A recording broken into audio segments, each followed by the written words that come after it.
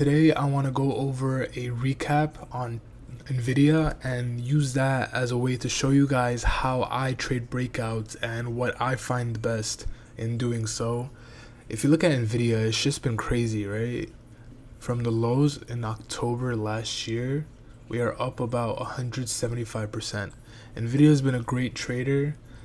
It has this smooth trend, clear trend, easy to spot all these zones and important inflection points. Let me show you what I was looking at before coming into today.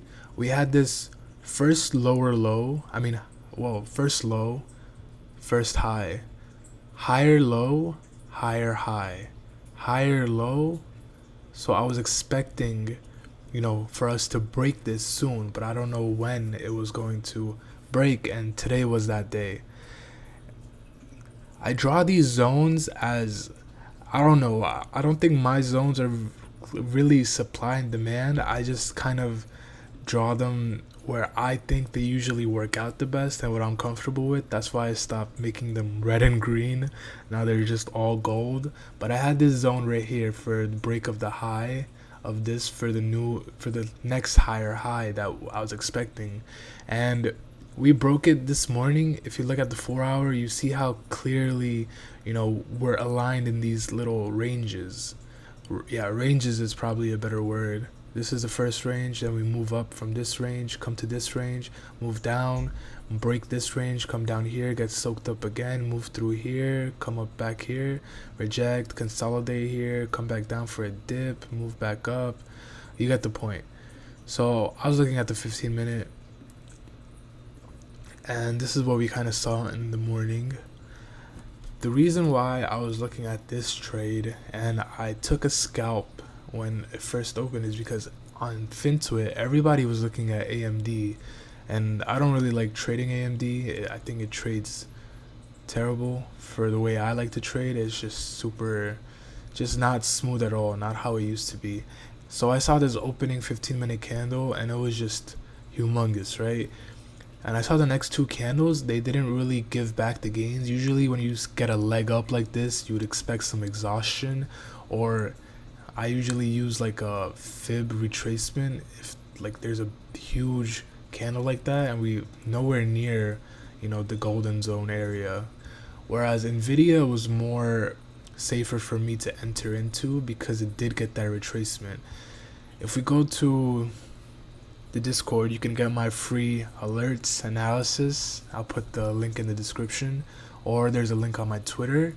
I mentioned buy to open Nvda 300 call at 102 at 9:44. I used half size. It was higher risk because it was data at 10 a.m.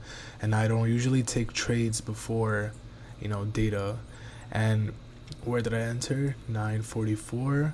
So that was like during this candle right here. Well, before this candle actually opened up. If you go to the 5-minute to get a clearer view, 9:35, 40, 45. So I entered right here.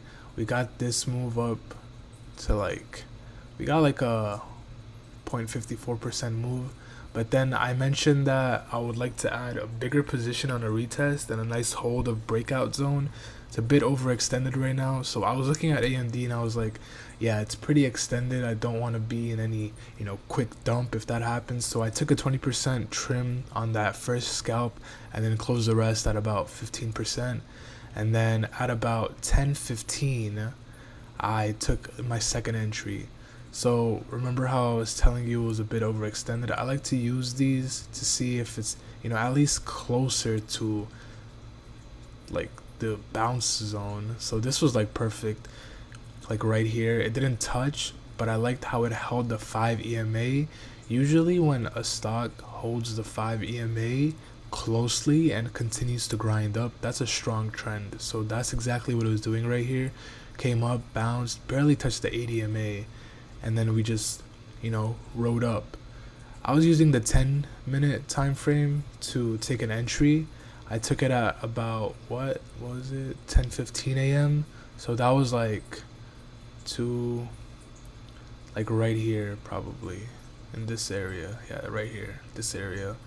So I was expecting it to come up, retest the zone, and then kind of blast off from there.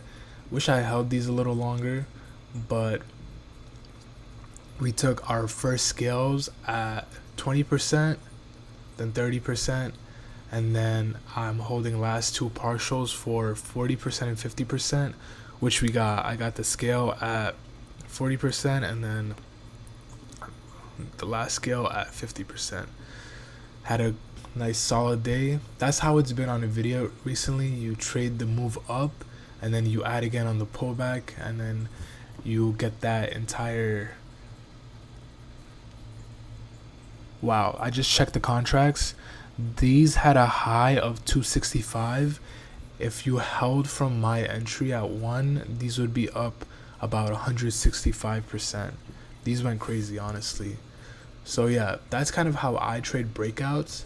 I use the 1 hour. Look for a clear inflection point. On the bottom right here, I'm not really worried about the bottom because this is trending up. So I want to make sure that my top zone is clear and defined. We had this rejection right here, supply rejection, whatever you want to call it. Here again, here again. I wouldn't really put it all the way up here because we actually had that fake breakout. This is a fake breakout, or else it would be more like, a heavy rejection off that I would want to mark instead of like, oh, and then, it's kind of like a fake breakout. And then when it does break out, you want to keep that on watch. Usually when you trade these zones, you don't want to trade in the middle of it. You want to trade either the breakdown or a bounce right here if it did break down, or if it did break out, you want to either trade the breakout or the next supply reject after that breakout, etc., etc. So yeah, we broke out, wait for the retest, add right here, close to the zone, close to the EMA, so it's not overextended. The EMAs are not for my entry. I actually used a 5-minute to mark my stop loss. I wanted to see it base somewhere, and it was basing right here after we pumped up and we came back down for that retest. That was my stop loss. If you see on the 15-minute, it kind of does align with the 5 EMA right here, but the EMAs are more for me to kind of see if I am taking a very badly risk managed position, because the more extended you buy something, the more drawdown you expect, during the pullback, because you bought such extended move. So it's better to buy something that pulls back to the EMA to manage your risk, reduce that drawdown period, when you hold through that pullback. But yeah, that was kind of it. 2 trades on Nvda. First one went about 22.55%. Second one was 50. I don't know why it says 49. We could say 49, but yeah. If you enjoyed this video, I have way more trade recaps. You can check it out. Check out the Discord. I have tons of education that I put out all the time. You can see here, all for free. If you enjoyed, leave a like, subscribe, and I'll catch you guys next time.